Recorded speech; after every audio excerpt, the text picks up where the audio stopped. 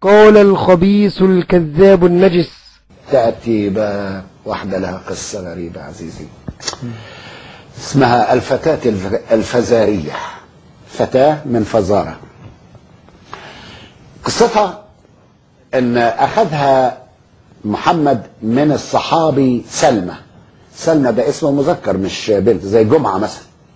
في كتاب البداية والنهاية لابن كثير جزء 4 وصفحة 221 قال سلمى هذا: خرجنا مع أبي بكر وأمره رسول الله علينا فغزونا بني فزارة، وفيهم امرأة من فزارة ومعها ابنة لها من أحسن العرب، فوهبني أبو بكر بنتها. قال لي هدية ليك بقى على الصدد دي كلها، خد دي. شوف يقول ايه: فما كشفت لها ثوبا حتى قدمت المدينة، وفي الغد لقياني رسول الله في السوق فقال لي: يا سلمى، سمع بقى رسول الله، يا سلمى هب لي المرأة.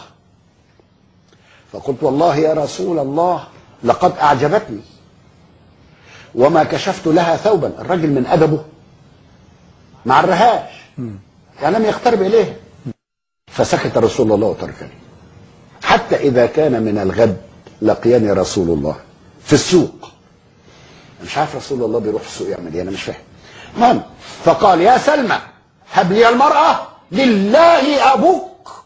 هدده، يعني يا كده يا تعتبر أبوك في ذمة الله، يعني هقتلهولك وبما فيها يعني هقتلك كمان. نعم. عشان كده يقول لك: فقلت يا رسول الله والله ما كشفت لها ثوبا وها هي يا رسول الله لك. يعني ادي الجواري اللي هو يعني خطر. نستطرد في نفس الموضوع، الحقيقة موضوع صعب قوي. هذا الخبيث امتلأ كلامه بالكذب. نرى الآن الكذبة الأولى التي كذبها هذا الخبيث. هو استخدم كتاب البداية والنهاية للإمام ابن كثير، وقال الجزء الرابع صفحة 221 في كتاب البداية والنهاية لابن كثير جزء 4 وصفحة 221. ادي الجزء الرابع صفحة 221. هي دي العبارة اللي حذفها الكذاب وأخفاها عن المشاهدين. بعث بها رسول الله صلى الله عليه وسلم إلى أهل مكة وفي أيديهم أسارى من المسلمين، ففداهم رسول الله صلى الله عليه وسلم بتلك المرأة. يعني المرأة لم يأخذها الرسول صلى الله عليه وسلم لنفسه لأمور كما ذكر هذا الكذاب الخبيث، ولكن المرأة أرسلها الرسول صلى الله عليه وسلم إلى أهل مكة ففدى بها أسرى من المسلمين، وقد رواه مسلم. ونرى دلوقتي الرواية في صحيح الإمام مسلم. آدي قدامكم صحيح مسلم.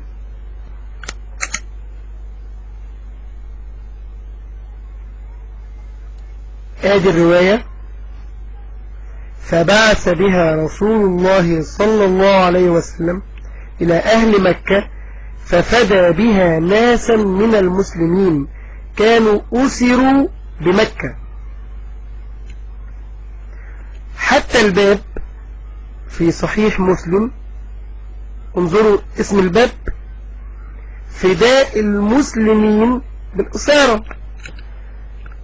يوم يأتي هذا الكذاب ويزور ويحرف ويحذف هذه النصوص التي توضح سمو أخلاق النبي صلى الله عليه وسلم وسمو هدفه، ثم يشوه الصورة كذبا وتزويرا بأن الرسول كان يأخذ النساء من أصحابه يعني بالعافية كده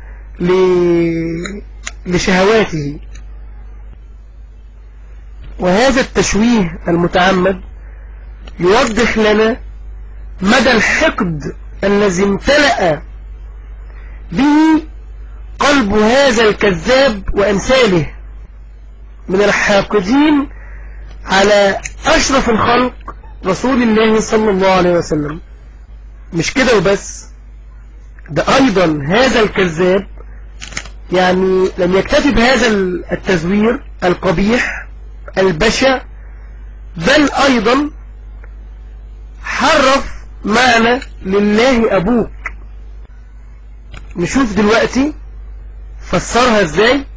فقال يا سلمى هب لي المرأة لله أبوك، هدده يعني كده تعتبر أبوك في ذمة الله، يعني هقتله لك وبما فيها يعني هقتلك كمان.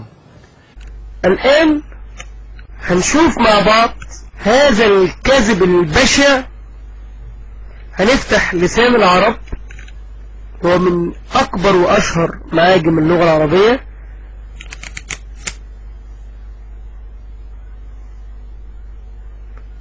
عبارة لله أبوك، فإذا وجد من الولد ما يحسن موقعه ويحمد قيل لله أبوك في معرض المدح والتعجب، أي أبوك لله خالصا حيث أنجب بك وأتى بمثلك. يعني دي عبارة تقال من باب المدح والتعجب.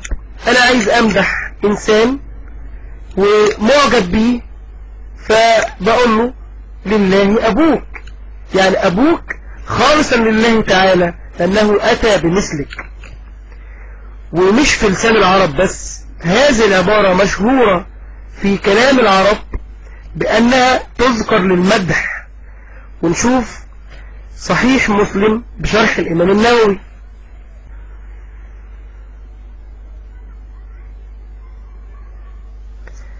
هنفتح صحيح مسلم، ادي العبارة قدامنا. قوله لله أبوك كلمة مدح.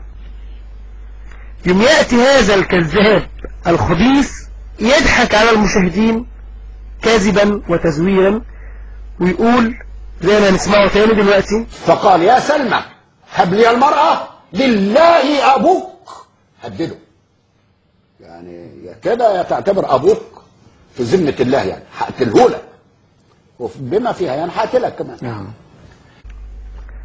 ندعو الله سبحانه وتعالى أن نرى في هذا الكذاب اللئيم الخبيث آية من عجائب قدرة الله سبحانه وتعالى نصرة لرسوله صلى الله عليه وسلم.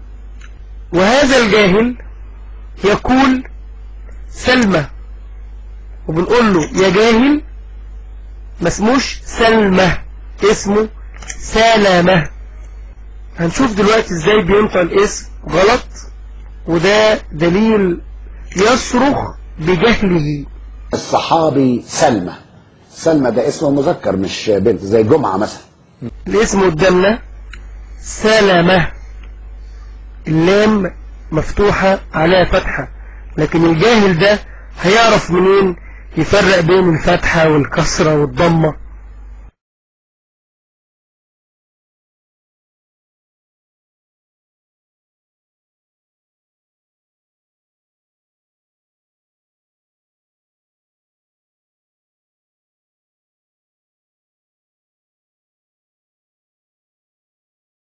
الصحابي سلمى، سلمى ده اسمه مذكر مش بنت، زي جمعة مثلا.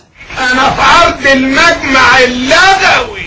لغة ايه يا اخوي؟ لغة حمار يا معلم حنفي. رسول أهل العزائم القول قول الصوارم كي تسترد المظالم حتى الأراضي ساموا رسول